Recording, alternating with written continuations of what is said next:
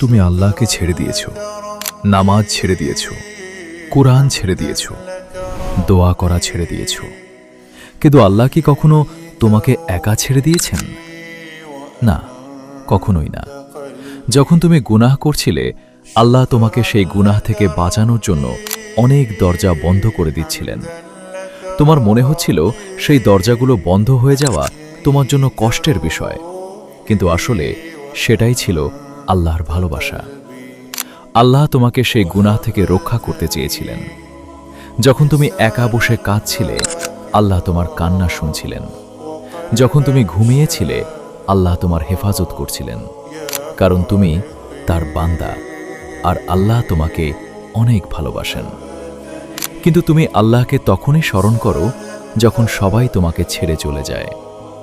তুমি আল্লাহকে সবার শেষে মনে করো, অথচ আল্লাহ তোমাকে সব সময় স্মরণ করেন। যখন শেষ পর্যন্ত শুধু আল্লাহই থাকেন, তাহলে তাকে সবার আগে স্মরণ করবে না কেন? আল্লাহর দিকে ফিরে এসো। তুমি যেমনই হও না কেন, আল্লাহ তোমাকে গ্রহণ করবেন, কারণ আল্লাহ তোমাকে অনেক ভালোবাসেন।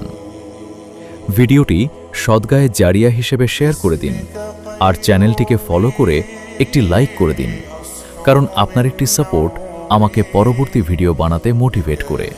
আসসালামু আলাইকুম ওয়া রাহমাতুল্লাহি ওয়া বারাকাতুহু।